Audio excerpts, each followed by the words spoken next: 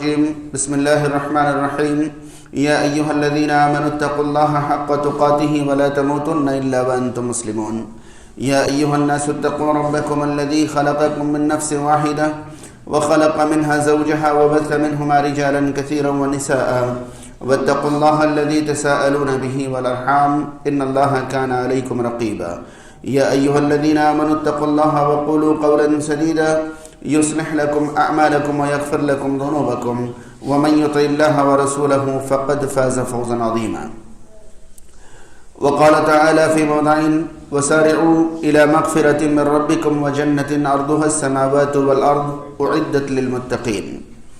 محترم حاضرین و سامعین، تعریف و توصیف کی تمام قسمیں اللہ رب العالمین کے لیے لائق و مناسب ہیں. درود و سلام نازل ہو اللہ کے آخری رسول محمد رسول اللہ صلی اللہ تعالی علیہ وسلم پر.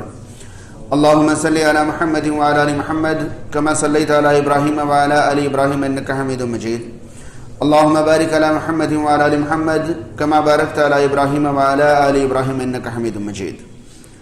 محترم حاضرین کرام، رمضان کا آدھا حصہ ہم اور آپ گزار چکے ہیں، آدھے سے کم حصہ باقی رہ گیا ہے. دو ایک دن میں ہم رمضان کے سب سے اہم عشرہ یعنی آخری عشرے میں داخل ہونے والے ہیں. حاضرین، ماہ رمضان کے بارے میں ہر سال ہم اور آپ بنیادی، تفصیلی، گہری ہر طرح کی معلومات حاصل کرتے ہی ہیں. پھر بھی تذکیر اور یاد دہانی کے طور پر ہر سال آپ کے سامنے باتیں دوبارہ سے پیش کی جاتی ہیں تاکہ یہ روح اور یہ مزاج امت میں باقی رہے. حاضرین کرام، اب تمام کو یاد ہوگا کہ ماہ رمضان کے بارے میں عام طور پر یہ بات میں نے آپ کے سامنے رکھی ہے کہ رمضان کی آمد کا دو عظیم مقصد ہے. ویسے تو رمضان میں بڑی رحمتیں اور برکتیں ہیں، مگر اس ماہ کی آمد کا دو مرکزی اور عظیم مقصد ہے. پہلا مقصد مغفرت ہے اور دوسرا مقصد تربیت. ماہ رمضان میں تربیت کا اپنا پہلو ہے اور مغفرت کا اپنا پہلو ہے. اگر ہم اور آپ غور کریں تو پائیں گے کہ تربیت جو ہے وہ مستقبل کے لیے ہے اور مغفرت جو ہے وہ ماضی کے بارے میں. پچھلے رمضان سے اب تک جو گناہ ہم سے سرزد ہو گئے ہیں، ماہ رمضان میں موقع رہتا ہے کہ ہم 3 قسم کے اعمال کے ذریعے اپنے ان گناہوں کی مغفرت کروا لیں. صحیح بخاری کی شروعات میں ہی کتاب الایمان کے اندر حدیث نمبر 35، 37 اور 38 3 اعمال کی اسی فضیلت کے بارے میں ہے. پہلی حدیث میں یہ کہا گیا ہے کہ جو شخص ماہ رمضان کے روزے ایمان کی حالت میں اجر و ثواب کی امید سے رکھے، اس کے گزشتہ سارے گناہ معاف کر دیے جائیں گے. دوسری حدیث میں یہ کہا گیا ہے کہ جو شخص ماہ رمضان کا قیام کرے حالت ایمان میں اجر و ثواب کی امید سے، اس کے گزشتہ گناہ معاف کر دیے جائیں گے. اور تیسری حدیث میں یہ کہا گیا ہے کہ جو لیلۃ القدر کا قیام کرے ایمان اور اجر و ثواب کی امید سے، اس کے گزشتہ گناہ معاف کر دیے جائیں گے. ان تینوں احادیث سے واضح طور پر یہ سمجھ میں آتا ہے کہ رمضان میں مغفرت حاصل کرنے کے 3 مرکزی اسباب ہیں. پہلا سبب روزہ ہے، دوسرا سبب قیام رمضان جسے ہم تراویح کہتے ہیں، اور تیسرا سبب قیام لیلۃ القدر جسے ہم شب قدر کہتے ہیں. حاضرین، آج لیلۃ القدر ہی کے بارے میں چند باتیں آپ کے سامنے رکھنا مقصود ہے، مگر اس سے پہلے یہ بات ذہن میں رکھیں کہ رمضان کا آخری عشرہ جس میں لیلۃ القدر ہے، اور لیلۃ القدر کی عبادت حصول مغفرت کا ایک اہم سبب ہے، اس مغفرت کے حاصل کرنے کے بارے میں نبی کریم صلی اللہ علیہ وسلم کی 2 باتیں آپ ذہن میں رکھیں. پہلی بات یہ کہ جامع ترمذی کی حدیث کے مطابق ابو ذر غفاری رضی اللہ تعالیٰ عنہ فرماتے ہیں کہ اس شخص کی ناک مٹی میں مل جائے، اس شخص کی ناک مٹی میں مل جائے، اس شخص کی ناک مٹی میں مل جائے جسے رمضان ملے اور رمضان گزر جائے اور وہ اپنی مغفرت نہ کرا سکے. اب آپ اندازہ لگائیے کہ رمضان سے مغفرت حاصل کرنا ہمارے لیے اس قدر لازمی اور ضروری ہے کہ اگر ہم رمضان سے مغفرت حاصل نہیں کر پائے تو نبی کریم صلی اللہ علیہ وسلم کی اس حدیث کے مطابق ہماری ناک مٹی میں مل گئی، یعنی ہم بڑے نقصان میں رہ گئے، بڑے خسارے میں رہ گئے، ناک مٹی میں مل گئی، یعنی سب کچھ ہم نے گنوا دیا۔ تو اس مہینے سے مغفرت حاصل کرنا ہمارا آپشن نہیں ہے، بلکہ ہمارے لیے لازمی ہے، ضروری ہے، ورنہ ہم بڑے نقصان میں رہ جائیں گے۔ اور دوسری حدیث یہ ذہن میں رہے کہ ایک مرتبہ یہ جامع ترمذی کی تھی، اگلی حدیث مستدرک حاکم وغیرہ کی ہے۔ ایک مرتبہ نبی کریم صلی اللہ علیہ وسلم منبر پر تشریف لے جاتے ہوئے آپ نے آمین آمین آمین فرمایا تھا۔ صحابہ کرام کے پوچھنے پر ان تینوں میں سے ایک آمین کی وجہ یہی بتائی تھی کہ جبریل امین ایسے لوگوں کے لیے بد دعا فرما رہے تھے جن کو رمضان ملے اور وہ اپنی مغفرت نہ کرا سکے، تو میں نے جبریل امین کی بد دعا پر آمین کہہ دیا۔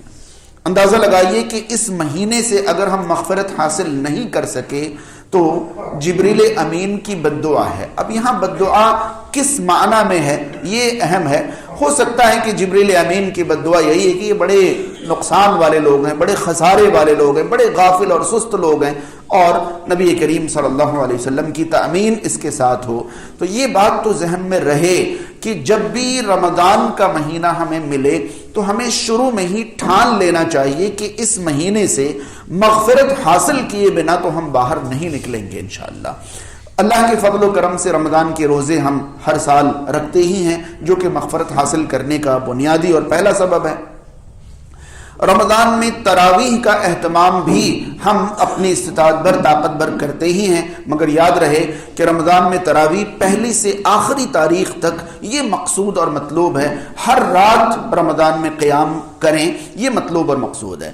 اب چونکہ ہم آخری عشرے میں داخل ہو رہے ہیں تو آخری عشرے کے بارے میں نبی کریم صلی اللہ علیہ وسلم کا معمول کیا تھا یہ ہم اور آپ اچھی طرح سے جانتے ہیں۔ مثلا آپ صلی اللہ علیہ وسلم مدینہ منورہ میں 10 سال تشریف فرما رہے، ہر سال آپ نے رمضان کے آخری عشرے کا اعتکاف فرمایا۔ آخری عشرے میں آپ کے اعتکاف فرمانے کا مقصد یہ ہوتا تھا کہ سال بھر جن کاموں میں وقت گزرتا ہے ان 10 دنوں میں ان کاموں کو پاز کر دیا جائے، روک دیا جائے کہ بھئی اب وہ سارے کام عید کے بعد دیکھیں گے، پہلے ان 10 دنوں میں مکمل لگاؤ اور مکمل جڑاؤ اللہ رب العالمین سے کر لیا جائے۔ اسی لیے آپ صلی اللہ علیہ وسلم رمضان کے آخری عشرے کا اعتکاف فرماتے تھے، اور اعتکاف کی صفت آپ کو اچھی طرح معلوم ہے کہ معتکف مسجد میں ہی رکا رہے گا، باقی حلال کافی ساری چیزیں ان پر حرام ہو جائیں گی، اور مسجد میں بھی صرف فرض نماز کے لیے وہ مسلمانوں کے ساتھ نکلے گا، باقی ایک بند خیمے میں اپنے آپ کو تنہا کر کے اللہ سے تعلق جوڑ لے گا۔ یہ اعتکاف کی صفت ہوتی ہے۔ رسول کریم صلی اللہ علیہ وسلم رمضان کے آخری عشرے میں اللہ تعالی سے تعلق مضبوط فرمانے کے لیے اعتکاف کرتے تھے۔ ایک سال نبی کریم صلی اللہ علیہ وسلم اعتکاف کا ارادہ اور اعتکاف کے لیے خیمہ ڈال دینے کے باوجود کسی وجہ سے اعتکاف نہیں کر پائے، تو آپ نے اس سال رمضان کے بعد شوال کے مہینے میں 10 دنوں کا اعتکاف فرمایا، اور نبی کریم صلی اللہ علیہ وسلم اپنی زندگی کے آخری سال 10 کے بجائے 20 دنوں کا آپ نے اعتکاف فرمایا۔ اور یہ اعتکاف اپنے آپ میں اس بات کی دلیل ہے کہ رمضان کا آخری عشرہ نبی کریم صلی اللہ علیہ وسلم پہلے 2 عشرے کے مقابلے زیادہ عبادتوں میں گزارتے تھے۔ عائشہ صدیقہ رضی اللہ تعالی عنہ کی 2 خبر یا 2 حدیثیں ہمارے سامنے ہوں۔ پہلی حدیث یہ کہ جب نبی کریم صلی اللہ علیہ وسلم کے سامنے رمضان کا آخری عشرہ آتا تھا، آخری 10 دن باقی رہ جاتے تو آپ اپنی کمر کس لیتے تھے۔ کمر کس لیتے تھے مطلب 20 دنوں میں جو عبادتیں کی ہیں اب اس سے بھی زیادہ عبادت کرنی ہے، آپ مزید ہمت کر لیتے تھے، حوصلہ کر لیتے تھے، ارادہ کر لیتے تھے، کمر کس لیتے تھے۔ وَأَيْقَظَ لَيْلَهُ، اور ان 10 راتوں میں آپ صلی اللہ علیہ وسلم سوتے نہیں تھے، جاگا کرتے تھے، بیدار رہتے تھے۔ وَأَيْقَظَ أَهْلَهُ، اپنے گھر والوں کو بھی جگاتے تھے۔ بعض روایات میں مزید تفصیل ملتی ہے کہ نبی کریم صلی اللہ علیہ وسلم ان گھر کے ان چھوٹے چھوٹے بچوں کو بھی جگایا کرتے تھے جو نماز کے قابل ہوں، نماز پڑھنے کے قابل ہوں، انہیں بھی جگایا کرتے تھے۔ مرد و عورت، بچے، جوان، بوڑھے، سبھی آپ صلی اللہ علیہ وسلم رمضان کے آخری عشرے میں ان کو جگاتے تھے۔ ایک اور حدیث عائشہ صدیقہ رضی اللہ تعالیٰ عنہ کی یہ ہے کہ نبی کریم صلی اللہ علیہ وسلم رمضان کے آخری عشرے میں عبادت میں جتنی محنت کرتے تھے سال میں کبھی اتنی محنت نہیں کرتے تھے۔ آپ صلی اللہ علیہ وسلم کی عبادت رمضان کے آخری عشرے میں سال کے تمام دنوں کے مقابلے میں بڑھ جاتی تھی۔ اب سوال یہ ہے کہ ہم تمام لوگ ہر سال یہ حدیثیں سنتے ہیں، ہر سال ہمارے سامنے یہ بات آتی ہے کہ رمضان کے آخری عشرے میں کمر کس لیتے، راتوں کو جاگتے، زیادہ عبادت کرتے، فلاں فلاں ساری چیزیں۔ مگر آپ غور کیجئے کہ رمضان کے آخری عشرے میں نبی کریم صلی اللہ علیہ وسلم کی جو محنت بڑھ جاتی تھی، جو مشقت بڑھ جاتی تھی، جو عبادت بڑھ جاتی تھی، وہ عبادت ہوتی کیا تھی؟ آپ صلی اللہ علیہ وسلم کرتے کیا تھے؟ اگر اس بارے میں غور کریں تو آپ پائیں گے کہ عائشہ صدیقہ رضی اللہ تعالیٰ عنہ ہی سے ایک روایت یہ موجود ہے، وہ فرماتی ہیں کہ آپ صلی اللہ علیہ وسلم زندگی میں باقی راتوں کو یہ کرتے تھے کہ آپ تہجد پڑھتے، پھر سو جاتے، پھر آپ اٹھتے، یعنی ہر رات آپ سوتے بھی تھے اور قیام بھی کرتے تھے، مگر رمضان کے آخری عشرے کی راتوں میں آپ سوتے ہی نہیں تھے، قیام ہی کرتے رہتے تھے۔ پوری رات آپ صلی اللہ علیہ وسلم قیام کرتے تھے۔ یہ نبی کریم صلی اللہ علیہ وسلم کے آخری عشرے کا معمول ہوا کرتا تھا۔ اب ہمارے یہاں رمضان کے آخری عشرے کو گزارنے کا عجیب و غریب طریقہ ہے۔ شروعات سے محسوس کریں تو سب سے پہلے ہمارے سماج نے آج سے 15-20 سال پہلے تک تو یہی سنا تھا کہ رمضان کے آخری عشرے میں ایک بڑی رات ہوتی ہے جاگنے کی۔ ہم نے شاید یہی سنا تھا کہ بھئی ایک بڑی رات ہوتی ہے، جاگنے کی رات ہوتی ہے، اور وہ جاگنے کی رات میں لڑکے سڑکوں میں گھومتے تھے، آوارہ گردی کرتے تھے، شور مچاتے تھے، اور یہ سمجھتے تھے کہ آج کی رات سونا نہیں ہے، بس جاگتے رہنا ہے، سونا نہیں ہے، بس یہ سمجھتے تھے۔ پھر کچھ علم عام ہوا تو یہ بتایا گیا کہ یہ راتیں ایک نہیں بلکہ 5 ہیں، رمضان کے آخری عشرے کی 5 طاق راتوں میں جاگنا ہے، تو یہ شروع ہوا۔ مگر ذہن میں رہے کہ یہ بات ابھی بھی اور اصلاح کے قابل ہے۔ دراصل جاگنے کی راتیں رمضان کے آخری عشرے کی 5 نہیں بلکہ 10 راتیں ہیں۔ نبی کریم صلی اللہ علیہ وسلم رمضان کے آخری عشرے کی ہر رات جاگتے تھے، پورا عشرہ اعتکاف فرماتے تھے اور ساری راتیں جاگتے تھے، یعنی رمضان کے آخری عشرے کی تمام راتیں جاگنے کی راتیں ہیں، اور صرف جاگنے کی نہیں بلکہ عبادات کی راتیں ہیں۔ پہلی بات تو کتنی راتیں جاگنی ہیں اس بارے میں ہم نے 1 سے شروع کیا، 5 تک پہنچے، جبکہ ہمیں پوری 10 راتیں جاگنے کا اہتمام کرنا چاہیے، پہلی بات۔ دوسری بات یہ کہ رمضان کے آخری عشرے کی جاگنے کی راتوں میں ہمیں کیا کرنا ہے۔ تو میں نے بتایا کہ جب 1 رات تھی تو لوگ کھاتے پیتے گھومتے پھرتے اور اسی طرح کر لیتے تھے، مگر جب 1 سے راتیں 5 ہوئی تو لوگوں نے تقریریں کروانا شروع کر دی۔ رمضان کے آخری عشرے کی طاق راتوں میں بڑے بڑے علماء دور سے بلا بلا کر پروگرام اور خطابات اور نعت اور نظم اور پتہ نہیں جہاں جہاں جیسا جیسا ہوا محفلیں سجانا شروع کی، جبکہ کائنات میں رسول کریم صلی اللہ علیہ وسلم سے بڑے خطیب اور مقرر پیدا ہوئے نہ ہوں گے۔ آپ صلی اللہ علیہ وسلم رمضان کے آخری عشرے کی کسی رات میں آپ نے کوئی درس، کوئی خطاب یا کوئی وعظ یا کوئی ایسا کیا ہو جو عام دنوں میں نہیں ہوتا تھا، یہ رسول کریم صلی اللہ علیہ وسلم کا معمول نہیں تھا۔ ان راتوں میں اجتماع وغیرہ نہیں ہوتا تھا، بلکہ رسول کریم صلی اللہ علیہ وسلم ان راتوں میں قیام فرماتے تھے، اور قیام جو ہر رات فرماتے تھے اس سے کہیں بڑھ کر، کہیں لمبا، بلکہ تقریباً پوری رات کا قیام فرماتے تھے۔ تو ان راتوں میں محفلیں منعقد کرنا بھی نبی کریم صلی اللہ علیہ وسلم کی منشا اور مراد کے مطابق نہیں ہے۔ تو ان راتوں میں کرنا کیا ہے؟ حاضرین، اگر آپ ایڑی چوٹی کا زور لگا دیں، خوب طاقت لگا دیں، خوب کوشش کر لیں اور تلاش کریں، تو ان راتوں میں جو کرنے کا کام ہے اس نام پر آپ کو شریعت میں قیام کے علاوہ اور کچھ بھی نہیں ملے گا۔ یعنی ان راتوں میں جو کرنا ہے وہ قیام ہے۔ اب سوال یہ پیدا ہوتا ہے کہ قیام تو ہم رمضان بھر کر ہی رہے، پہلی تاریخ سے آخری تاریخ تک تراویح کا اہتمام تو ہو ہی رہا ہے، تراویح پڑھ ہی رہے ہیں، اور یہ تراویح جو ہے آخری عشرے میں بھی بدستور جاری رہتا ہے، تو پھر آخری 10 راتوں میں یا آخری عشرے میں قیام کا کیا مطلب ہوگا؟ حاضرین، علماء کرام نے آخری عشرے کے قیام سے متعلق جو وضاحتیں کی ہیں، ان میں سے محققین علماء کی چند باتیں میں آپ تک پہنچانا چاہتا ہوں۔ ممکن ہے کہ اس بارے میں کچھ باتیں آپ کے ذہن میں ہو، وہ کوشش رہے گی کہ دور کر سکوں۔ سب سے پہلی چیز یہ ہے کہ ہم اور آپ عام طور پر آج تک یہی سنتے، جانتے، سمجھتے آئے ہیں کہ نبی کریم صلی اللہ علیہ وسلم ماہ رمضان میں یا غیر رمضان میں 11 رکعات سے زیادہ قیام نہیں کرتے تھے، یہ ہم سب کے ذہن میں ہے۔ چلیے تھوڑی دیر کے لیے ہم اس بات کو سب سے اوپر رکھتے ہیں کہ نبی کریم صلی اللہ علیہ وسلم کی قیام کی رکعتیں 11 سے زیادہ نہیں ہوتی تھی، ٹھیک ہے۔ اب آپ سے سوال ہے میرا کہ نبی کریم صلی اللہ علیہ وسلم 11 رکعتوں سے زیادہ کبھی قیام نہیں فرماتے تھے، مگر آخری عشرے میں آپ پوری رات قیام فرماتے تھے، آخری عشرے میں آپ پوری رات قیام فرماتے تھے۔ تو اگر ہماری رکعتیں 11 ہی رہیں تو ان رکعتوں کو کم سے کم باقی راتوں سے لمبی کرنی ہوں گی یا نہیں کرنی ہوں گی؟ نہیں آئی بات سمجھ میں؟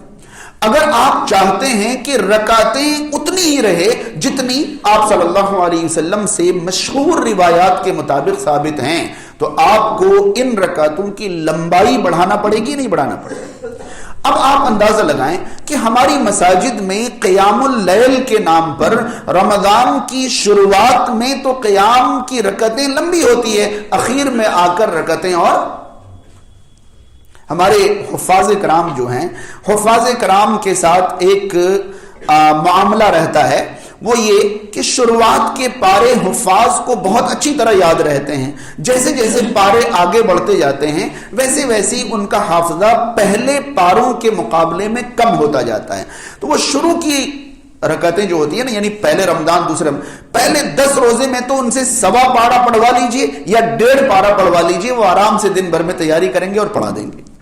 اس کے بعد 10 دنوں کے بعد 20 دنوں تک 1 پارا یا پونا پارا پڑھنے لگتے ہیں۔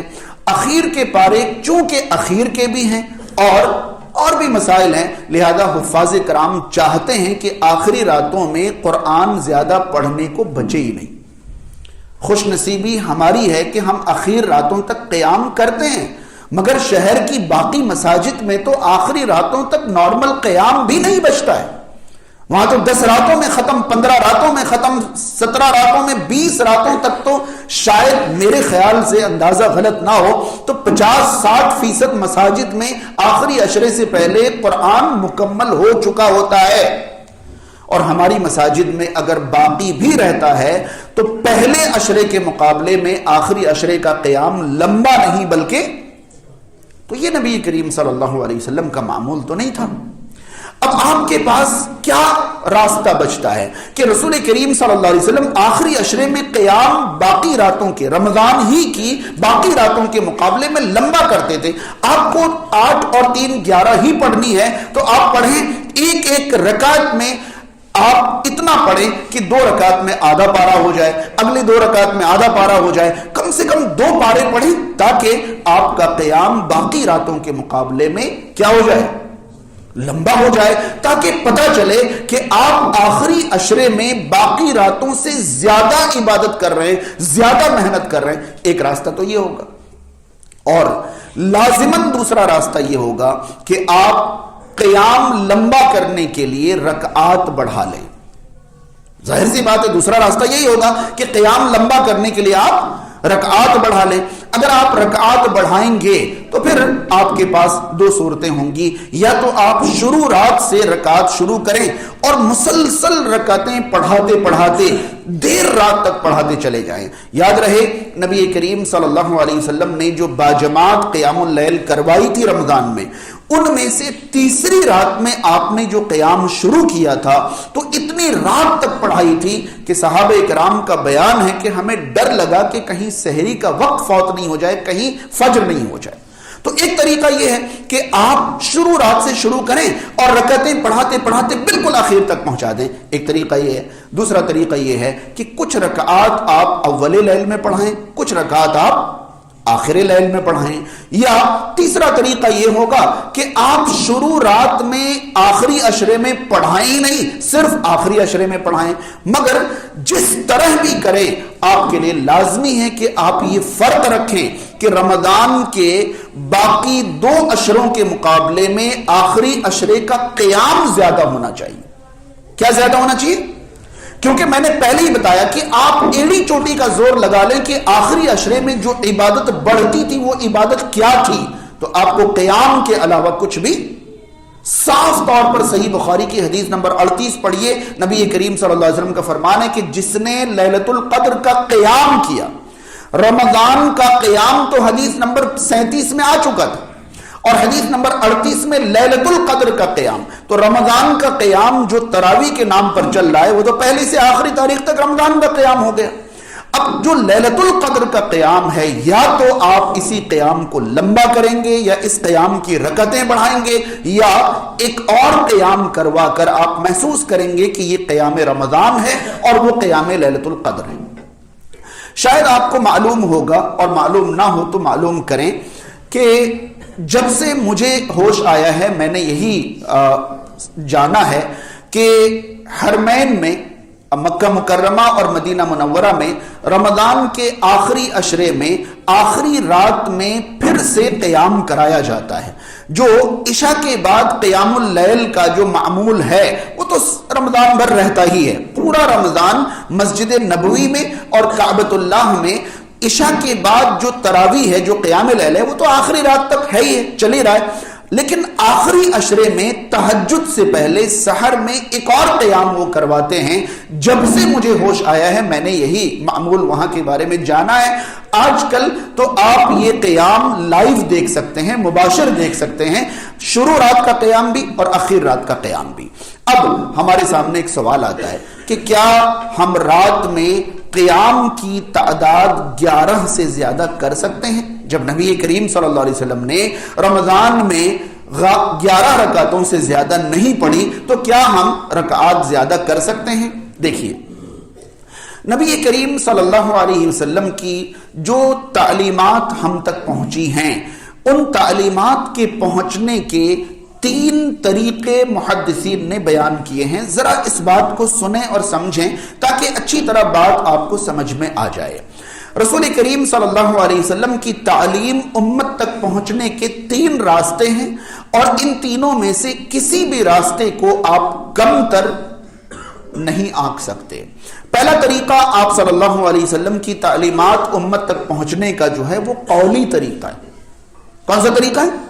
قولی۔ آپ صلی اللہ علیہ وسلم نے اپنی زبان سے شریعت کے نام پر جو بھی کہا ہے، جو بھی فرمایا ہے، وہ امت کے لیے شریعت ہے یا نہیں؟ شریعت ہے۔ آپ صلی اللہ علیہ وسلم نے زکوٰۃ ادا کرنے کا حکم عمل سے دیا یا زبان سے؟ زبان سے، عمل سے نہیں دیا۔ کیوں؟ کیونکہ زکوٰۃ فرض ہونے کے لیے سال بھر مال رکھنا ضروری ہوتا ہے۔ آپ تو فرماتے تھے کہ مجھے پہاڑ کے برابر سونا مل جائے میں 3 دن نہ رکھوں، تو آپ تو نصاب تک کبھی پہنچے ہی نہیں۔ تو آپ نے زکوٰۃ کی جو بھی تعلیمات دی ہیں وہ قولی دی ہیں یا عملی دی ہیں؟ اور قولی حکم جو ہے شریعت میں کم مانی جائیں گی۔ کیا کوئی دنیا میں یہ کہہ سکتا ہے کہ نبی کریم صلی اللہ علیہ وسلم نے زکوٰۃ کا حکم تو دیا ہے مگر خود تو کبھی زکوٰۃ ادا کی نہیں ہے، لہذا اتنا اہم نہیں ہے کہ زکوٰۃ دیا جائے کیونکہ رسول اللہ نے کبھی زکوٰۃ نہیں دی؟ کہیں گے ایسا؟ شاید آپ کو معلوم ہوگا کہ رسول کریم صلی اللہ علیہ وسلم نے کبھی عملاً اذان نہیں کہی۔ آپ صلی اللہ علیہ وسلم نے عملاً کبھی اذان، مگر اذان کا زبان سے حکم دیا۔ رسول کریم صلی اللہ علیہ وسلم نے اور بھی بے شمار ایسے حکم دیے ہیں جو عملاً آپ نے نہیں کیے۔ تو آپ کی تعلیمات پہنچنے کا ایک طریقہ جو ہے وہ قولی تعلیم ہے، جسے ہم قولی حدیث یا قولی سنت کہتے ہیں۔ رسول کریم صلی اللہ علیہ وسلم کی تعلیمات ہم تک پہنچنے کا دوسرا ذریعہ عملی ہے، جو آپ صلی اللہ علیہ وسلم نے کیا ہے، جو آپ صلی اللہ علیہ وسلم نے کیا ہے۔ جیسے نبی کریم صلی اللہ علیہ وسلم نے ایسا کیا، ایسا کیا، ایسا کیا۔ ایک بات اچھی طرح ذہن میں رہے اگر نبی کریم صلی اللہ علیہ وسلم کا قول اور عمل آپس میں ٹکراتا ہوا محسوس ہو، اگر آپ صلی اللہ علیہ وسلم کا کہنا کچھ اور ہو، کرنا کچھ اور ہو، تو امت کے لیے کسے اختیار کرنا ہوگا، کہنی کو یا کرنی کو؟ کیا لگتا ہے آپ لوگ؟ آپ صلی اللہ علیہ وسلم نے جو فرمایا ہے، جو کہا ہے، جو قول ہے، وہ امت کے لیے زیادہ اہم ہے، اس لیے کہ جو رسول کریم صلی اللہ علیہ وسلم نے کیا ہے، ہو سکتا ہے کہ وہ آپ کے لیے خاص ہو، امت کے لیے ہو ہی نہیں، مگر جو آپ صلی اللہ علیہ وسلم نے کہا ہے، فرمایا ہے، وہ لازماً امت کے لیے، کیونکہ جو آپ نے کہا ہے وہ کن کے لیے کہا ہے؟ امت کے لیے۔ مگر جو کیا ہے، نبی کریم صلی اللہ علیہ وسلم نے عمل کے طور پر 4 سے زیادہ بیویاں ایک ساتھ رکھی، یہ آپ کا عمل تھا، ہم اس پر عمل کر سکتے ہیں؟ نہیں، کیونکہ قول اس کے خلاف ہے، اور جو قول ہے وہ امت کے لیے، یہاں یہ عمل نبی کریم صلی اللہ علیہ وسلم کے لیے خاص تھا۔ بس سمجھ میں آ گئی؟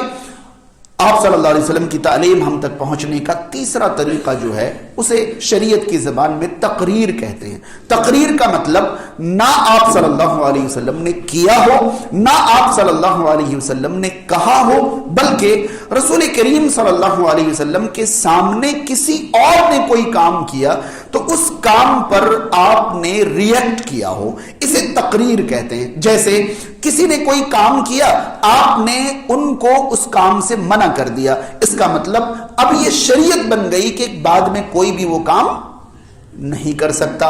نبی کریم صلی اللہ علیہ وسلم کے سامنے کوئی کام ہوا اور آپ نے اس کام کی تعریف کر دی، بڑا اچھا کام کیا آپ نے، تو اب بعد والوں کے لیے شریعت بن گئی کہ بعد کے لوگ یہ کریں گے تو قابل تعریف ہوں گے۔ اگر نبی کریم صلی اللہ علیہ وسلم کے سامنے کوئی کام ہوا اور آپ صلی اللہ علیہ وسلم نے اس پر کچھ بھی نہیں کہا تو وہ بھی شریعت بن گئی کہ آپ صلی اللہ علیہ وسلم نے غلط دیکھا ہو اور نہیں ٹوکا ہو، ایسا ممکن نہیں۔ اگر آپ نے دیکھا اور نہیں ٹوکا، اس کا مطلب وہ غلط نہیں ہے۔ بات سمجھ رہے ہیں؟ یہاں بالکل عنوان سے ہٹ کر ایک بات بتاؤں، آج بدعت ایجاد کرنے والے اس پوائنٹ کو دلیل بناتے ہیں کہ رسول کریم صلی اللہ علیہ وسلم نے جس سے منع نہیں فرمایا وہ بھی شریعت ہے۔ یاد رہے، نبی کریم صلی اللہ علیہ وسلم نے جو چیز دیکھی اور منع نہیں فرمایا وہ شریعت۔ فرق سمجھ میں آیا؟ نبی کریم صلی اللہ علیہ وسلم نے جو چیز دیکھی اور دیکھنے کے باوجود منع نہیں فرمایا، آپ نے جن چیزوں سے منع نہیں فرمایا وہ تو کروڑوں چیزیں، مگر کیا وہ کروڑوں چیزیں آپ صلی اللہ علیہ وسلم کے سامنے ہوئی ہیں؟ بالکل عنوان سے ہٹ کر میں بات بتا رہا ہوں، صرف ذہن میں ڈالنے کے لیے۔ کوئی کہتا ہے کہ یہ بتاؤ، یہ ہم لوگ جتنی بدعتیں کرتے ہیں، کیا ان میں سے کسی بھی بدعت سے رسول اللہ نے منع کیا ہے؟ سمجھ میں آ رہی بات؟ آپ ان سے کہیے کہ یہ چیزیں آپ صلی اللہ علیہ وسلم کے سامنے ہوئی اور آپ نے منع نہیں کیا، پہلے ہوئی تو ثابت کریے، پھر یہ شریعت ہوگی۔ تقریر کہتے ہیں کہ نبی کریم صلی اللہ علیہ وسلم کے سامنے کوئی کام، کوئی بات، کوئی عمل ہوا ہو اور آپ نے یا تو اس کی اجازت دے دی ہو یا تو منع نہیں کیا ہو، پہلے اس عمل کا وجود ثابت کرنا ہوگا، پھر منع نہیں کیا ہے یہ ثابت کرنا ہوگا۔ بس سمجھ میں آئی؟ تب جا کر وہ شریعت ہے۔ یہ نہیں کہ اس کا کہیں شریعت میں ذکر ہی نہیں، وجود ہی نہیں، اور آپ کہیں منع کہاں سے کیا؟ بھائی جو چیز تھی نہیں اس سے منع۔ اللہ کے نبی صلی اللہ علیہ وسلم نے کبھی کسی سے کہا کہ بیٹا چاند کو 2 ٹکڑے مت کر دینا، منع کیا کبھی؟ بھائی چاند کو 2 ٹکڑے کرنے کا کوئی واقعہ ہوا ہوتا لوگوں کی طرف سے، تب آپ نے منع کیا ہوتا یا کہا ہوتا نا، جس کا وجود ہی نہیں اس سے منع کا کیا مطلب؟ یہاں بات سمجھ میں آ گئی؟ اب دیکھیں، نبی کریم صلی اللہ علیہ وسلم نے رمضان یا غیر رمضان 11 رکعتوں سے زیادہ پڑھی یا نہیں پڑھی، یہ آپ صلی اللہ علیہ وسلم کا عمل تھا، یہ آپ صلی اللہ علیہ وسلم کا عمل تھا۔ ہمارے لیے نبی کریم صلی اللہ علیہ وسلم کا عمل شریعت ہے، مگر نبی کریم صلی اللہ علیہ وسلم سے عبداللہ ابن عمر رضی اللہ تعالیٰ عنہما نے پوچھا کہ میں رات کی نماز کیسے پڑھوں، میں رات کی نماز کیسے پڑھوں؟ آپ صلی اللہ علیہ وسلم نے فرمایا 2 رکعتیں پڑھتے رہو، جب تمہیں لگے صبح ہونے والی ہے وتر پڑھ لو۔ پسند آ رہی ہے؟ 2 رکعتیں کیا کرتے رہو، مطلب گننے کی، کاؤنٹ کرنے کی، لمٹ کرنے کی ضرورت ہی نہیں ہے، آپ 2 رکعتیں پڑھتے رہو، جیسے آپ کو لگے کہ اب صبح ہونے والی ہے، یا یہاں دوسری صورت بھی آپ مان لیں کہ جیسے آپ کو لگے کہ آپ کا دل بھر چکا ہے، آپ بس اتنا ہی پڑھنا چاہتے ہیں، آپ کیا کریے، وتر پڑھ لیجئے۔ تو یہ قولی قولی حدیث ہے. آپ صلی اللہ علیہ وسلم نے قولی طور پر رکعات کی پابندی کا ذکر نہیں فرمایا. آپ نے فرمایا آپ 2 رکعت پڑھتے رہیے, جب آپ کو صبح کا ڈر لگے وتر پڑھ لیجیے. یہ قول ہے آپ صلی اللہ علیہ وسلم کا. دوسرا ایک قول میں آپ کو بتاؤں. ایک صحابی دیہات سے آتے ہیں, ایک صحابی, صحیح مسلم کی حدیث ہے, ایک صحابی دیہات سے آتے ہیں اور آ کر نارمل دنوں میں, رمضان میں نہیں, نارمل دنوں میں وہ صحابی آپ صلی اللہ علیہ وسلم کے پاس آ کر پوچھتے ہیں کہ مجھے نماز کی ٹائمنگ کے بارے میں بتائیے, مجھے نماز کی. یہ صحیح مسلم کی ایک لمبی حدیث ہے. آپ صلی اللہ علیہ وسلم فرماتے ہیں کہ آپ فجر کی نماز پڑھ لیں, آپ فجر کی نماز پڑھ لیں تو سورج نکلنے تک پھر کوئی نماز نہ پڑھیں. پھر آپ فرماتے ہیں کہ جب سورج نکل کر بلند ہو جائے تو آپ جتنی رکعتیں چاہیں پڑھتے رہیں یہاں تک کہ سورج سر پہ آ جائے. جب سورج سر پہ آ جائے پھر نماز سے رک جائے. جب سورج مغرب کی طرف ڈھل جائے پھر آپ نماز شروع کر دیں اور عصر تک نماز پڑھتے رہیں جتنی رکعتیں آپ چاہیں.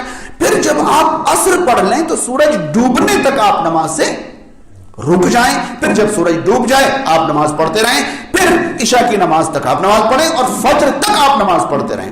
رسول کریم صلی اللہ علیہ وسلم نے نماز کے لیے جو ٹائم منع کا بتایا ہے وہ 3 بتایا ہے. سورج نکلتے وقت, سورج سر پہ آ جائے, سورج ڈوبتے وقت. یہ بتائیے کہ اگر میں آپ سے پوچھوں کہ عشاء کی نماز کے بعد سے فجر کی نماز تک نفل کے لیے جائز وقت ہے یا منع وقت, تو پھر آپ نماز سے کیسے منع کر سکتے ہیں؟ نبی کریم صلی اللہ علیہ وسلم نے اس صحابی سے یہ کہا تھا کہ جب آپ عشاء پڑھ لیں تو آپ فجر تک نماز پڑھ سکتے ہیں, کوئی منع وقت نہیں ہے. تو کیا رات کا کوئی وقت نماز کا منع وقت ہے؟ جی نہیں, بالکل نہیں. اس کے بعد ایک آخری بات میں یہاں آپ تک پہنچا کر اپنی بات سمیٹوں. سنن ابو داؤد کے اندر کتاب الصلاۃ میں ابواب الوتر کے اندر ایک حدیث ہے. اس حدیث کو آخری حدیث کے طور پر میں پیش کر رہا ہوں. نبی کریم صلی اللہ علیہ وسلم کے ایک صحابی تھے طلق بن علی. طلق بن علی, یہ طلق بن علی جو صحابی ہیں ان کے بیٹے فرماتے ہیں, طلق بن علی کے بیٹے فرماتے ہیں کہ ایک دن صحابی رسول طلق بن علی ہمارے یہاں آئے.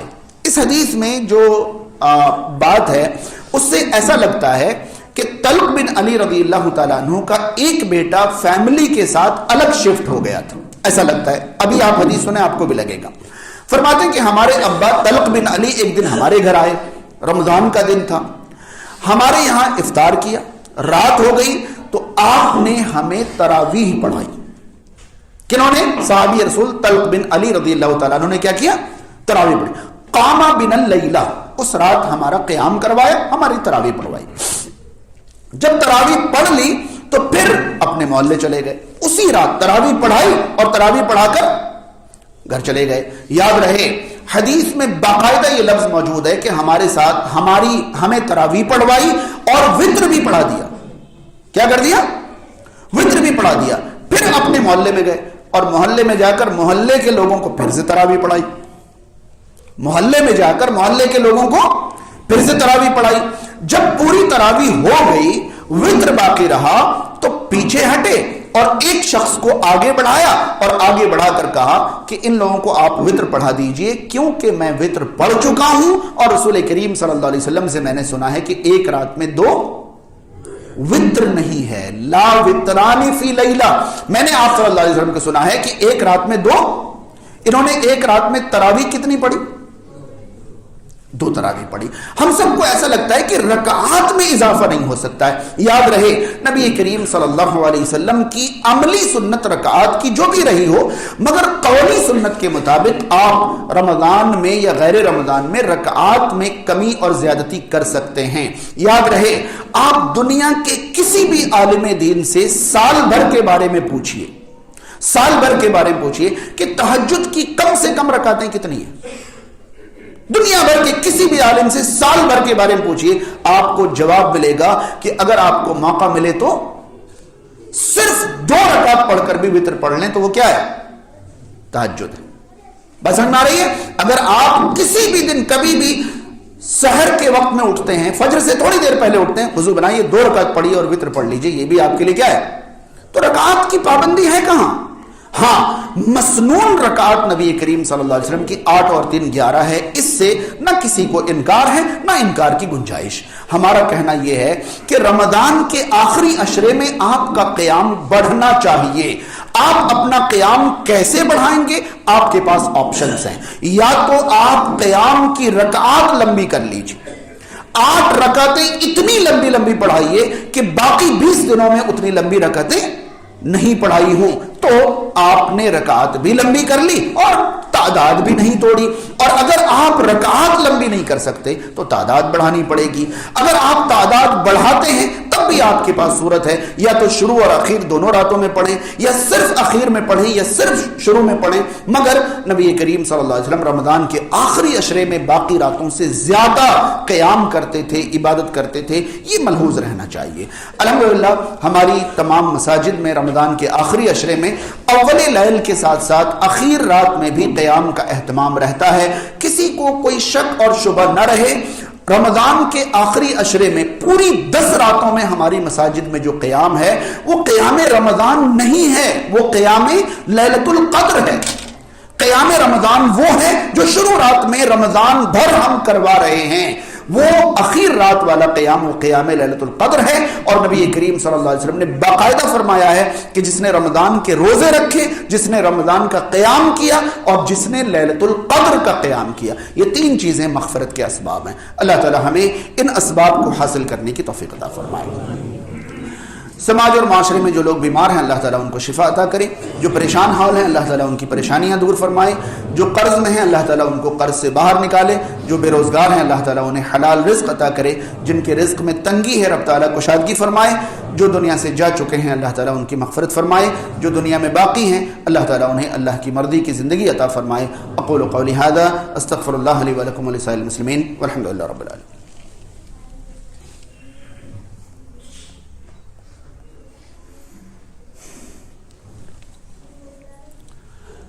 ان الحمد لله نحمده ونستعينه